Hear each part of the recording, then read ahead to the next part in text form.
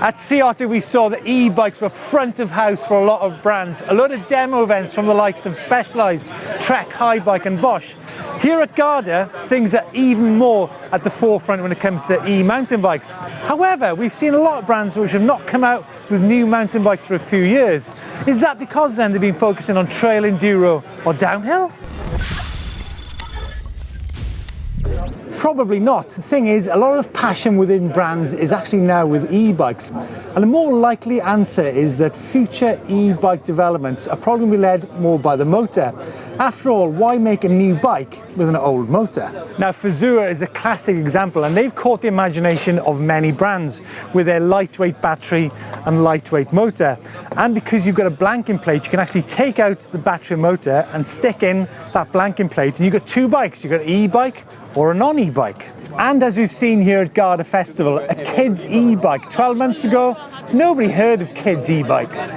Now, it's amazing how popular the Shimano Steps motor has become in recent years. On bikes such as the Canyon, the Focus, the Intense, the Marie, the Husqvarna, there's no end of bikes. And in the YT Decoy, a bike that is thoroughly up to date. Now, the Shimano Steps motor has been out 3 years. Are we likely then to see a new Shimano in years to come? Well, quite likely. Only last year they came out with the E7000, which was a more cost-effective motor for less expensive e-bikes.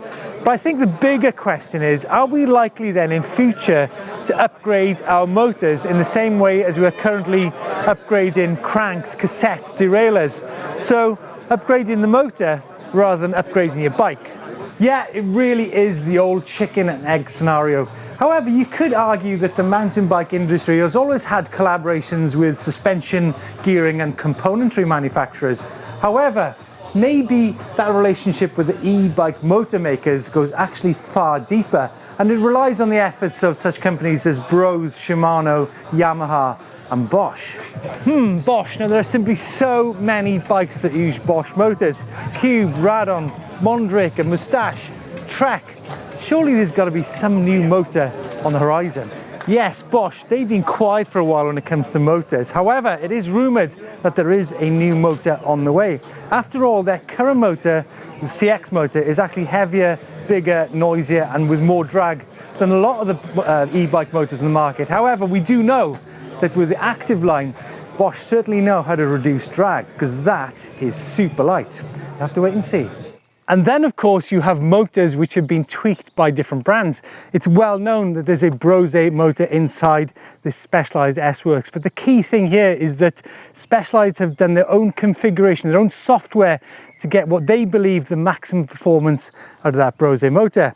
But of course, Broza is also used on other bikes such as the Fantic and also the Roadfield bike. So again, they're the same motor, but different software. Now look, we've only talked about some of the main motor brands here, such as Bosch, Broza, Shimano, Fazer, Yamaha, TQ. But as we saw in Eurobike last year, there's a whole hall dedicated to motor manufacturers from all over the world. So it's going to be really interesting how things develop over the next few years. You know, we've already seen the likes of Bafang and that German company Sachs already developing e-mountain bike systems. You could argue, I suppose, that some of the key e-bike innovation has come in less from the mountain bike brands than from the motor manufacturers, and that once a new motor drops, then lots of mountain bikes will remain the same for several years. Or maybe it could be likes of Forestal or Yamaha start making mountain bikes of their own, with their own motor, own battery, own frame. Or indeed, Croatian supercar manufacturer Rimac and their new great bike.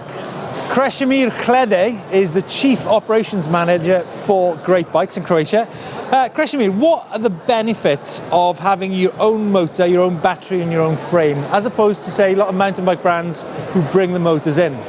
Well, in our case, our core competences are electronics and software, and we can create a different user experience. So most of the brands are forced to buy off-the-shelf components from companies like Broza and Bosch, and basically have no differentiation in user experience compared to their competitors. In our case, it's different. So we literally can tweak the motor the way we like it. We can tweak the battery the way we like it. We even have in our mobile application a possibility to change the settings of the torque sensitivity on the motor. These are things that you cannot do with Bosch, and Bosch will not allow you to play with their system. So question me, how important is the motor then? Well, let me answer by asking you a question. Yeah. Who is the manufacturer of the brakes on your car? I'm not telling you. I don't actually know. I'm not even telling you the manufacturer of my car. Perfect, but you know whether you like it or not. Kind Our focus is user experience, Yeah. not the name of the component. Right. If the user likes the user experience that we are providing, they don't give a whether it's this or that brand. We don't believe that motor is that essential for user experience. It has to be good, Yeah. but that's it. Then, of course, there's a competition between the motor manufacturers themselves. Lighter, smaller, more torque. Panasonic GXO coming your way pretty soon. Now, the TQ motor is a classic example of one of those motors that really has captured people's imagination. We've seen it on bikes such as the M1 Sport Technique, but of course, what it's most famous for is on the new Fly-On bike. It's been a really big part of the innovation of that whole system on the new high bike. Hey look, cameras, cars, smartphones, everyone's stressing about upgrading. Having said that, it is actually a question you guys ask us quite frequently. Should I wait for the new motor? Well, nah, just get on with your life, because if you think about it, that question has been around way before motors arrived, and it'll continue to be in years to come. Hey listen, don't stress about motors, just get yourself a beer or just get in the hills and ride your bike. Stefan Mullered, the man behind the team of the YTD car, he'll tell you that as well. Let us know your thoughts on this video about motors. I'm sure there's going to be a load of questions. In the meantime, if you want to check out such things as the Shimano E7000 motor, it's stand by here. In the meantime, give us a thumbs up for the video, click on the globe, subscribe. Cheers, Stefan. Cheers.